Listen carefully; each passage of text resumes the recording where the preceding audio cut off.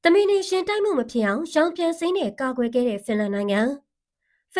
မြောက်ပိုင်းလက်ပလန်ဒေသမှာတနစ်ကိုသမီးနဲ့ပတ်သက်တဲ့ကားတိုက်မှုတွေ4000ကျော်လောက်ဖြစ်ပွားခဲ့ပါတယ်။ဒါဟာသမီးနေအတွက်တင်မကပဲလူတွေအတွက်ပါတဲ့အနေရှိတဲ့ကိစ္စတစ်ခုဖြစ်လာပါတယ်။ဒီလိုပြဿနာတွေကိုဖြေရှင်းဖို့အတွက်တရိတ်ဆန်ထိန်းသိမ်းရေးအဖွဲ့ကရိုးရှင်းတဲ့စိတ်ကူးတစ်ခုရခဲ့ပါတယ်။အရာကတော့သမီးနေရဲ့ဦးချိုကိုရောင်ပြန်ပစ္စည်းပါဝင်တဲ့ဆေးရည်နဲ့ဖြန်းပေးဖို့ပဲဖြစ်ပါတယ်။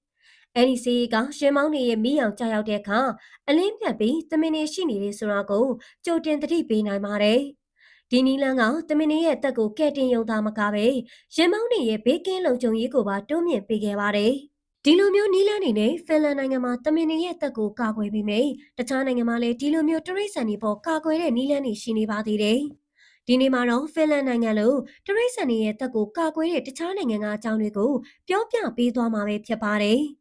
ဖင်လန်နိုင်ငံမှာလိုပဲအမေရိကန်ပြည်ထောင်စုမှာဆိုရင်လမ်းတွေပေါ်မှာသမင်နဲ့ဆက်တီထွက်လာတဲ့အတွက် wildlife overpass လို့ခေါ်တဲ့တရိတ်ဆန်ချက်ကျော်ရေးတရားတွေနဲ့ underpass လို့ခေါ်တဲ့မြေအောင်လမ်းတွေကိုတိစောက်ထားပါတယ်။ဒီလိုတရားတွေကတရိတ်ဆန်တွေကိုလူတွေသုံးတဲ့လမ်းမတွေနဲ့မထိတွေ့အောင်လုံခြုံစွာဖြတ်ကျော်ခွင့်ပေးထားတာပဲဖြစ်ပါတယ်။အထူးသဖြင့်ကနေဒါနိုင်ငံဘတ်အမျိုးသားဥယျာဉ်မှာဒီလိုတရားတွေအများကြီးရှိနေပါတယ်။ဒါအပြင်စက်တွေနဲ့ကားတိုက်မှုမဖြစ်အောင်လမ်းဘေးတွေမှာရောင်ပြန်တိုင်ငယ်လေးတွေစိုက်ထူထားတဲ့နီလန်းလေးရှိပါသေးတယ်။ဒီတိုင်တွေကရှင်မောင်းရဲ့မိရောင်ကိုတရိတ်ဆန်နေစီကိုအရောင်ပြန်စီပြီးတော့တရိတ်ဆန်နေအနေနဲ့လည်းအဲ့ဒီအလင်းရောင်ကြောင့်လမ်းမပေါ်မတက်ပင်ရှောင်ရှားတက်လာကြပါတယ်။ဒီလိုမျိုးကားတိုက်မှုတွေပြင်တခြားပြဿနာတွေလည်းရှိနေပါသေးတယ်။အာဖရိကနဲ့အာရှဒေသကစင်ကြားနဲ့ကြက်လူမျိုးစိတ်တွေဟာအမဲလိုက်ခံရတဲ့အန်ဒီယေကိုကြီးကြီးမားမားရင်ဆိုင်နေရပါတယ်။ဒါကိုကာကွယ်ဖို့တချို့နိုင်ငံတွေမှာတော့ GPS နစ်ကိုအသုံးပြုပြီးသားရဲတရိတ်ဆန်တွေကိုကာကွယ်ပေးကြပါတယ်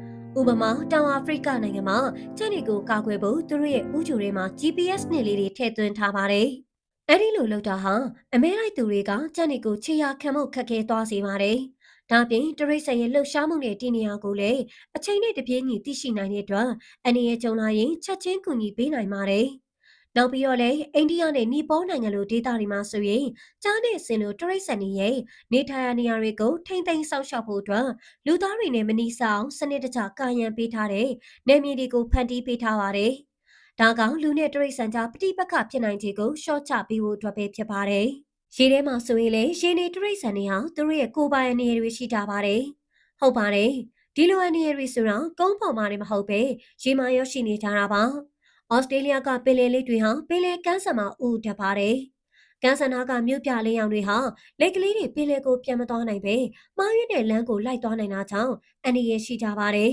။ဒါကိုကာကွယ်ဖို့အတွက်ဩစတြေးလျမှာ Dark Sky Policy လို့ခေါ်တဲ့ညဘက်လေးရောင်ရှော့ချရေးမူဝါဒကိုကျင့်သုံးပြီးကမ်းစပ်နာကမလိုအပ်တဲ့လင်းရောင်တွေကိုရှော့ချထားပါတယ်။ဒီလိုနီလန်းတွေကတဘာဝပတ်ဝန်းကျင်ကိုရေနေအကောင်တွေနဲ့လိုက်ဖက်မှုရှိအောင်လုပ်ထားတာပဲဖြစ်ပါတယ်။ဒီနေ့မှာတော့ဖင်လန်နိုင်ငံမှာသမင်တွေကိုကာကွယ်ရေးနီးလန်းတွေအသုံးပြုတယ်လို့တခြားနိုင်ငံမှာလည်းတရိတ်ဆန်လေးတွေကိုဘယ်လိုကာကွယ်လဲဆိုတဲ့အကြောင်းကိုပြောပြပေးသွားခဲ့တာပဲဖြစ်ပါတယ်။ဒီလိုမျိုးစိတ်ဝင်စားစရာကောင်းတဲ့ဗီဒီယိုတွေကိုဆက်လက်ပြီးကြည့်ရှုခြင်းနဲ့ဆိုရင်တော့ကျမတို့ရဲ့ Sawtown Sharing Channel လေးကို Like and Follow လေးလုပ်ပေးခဲ့ကြပါဦးနော်။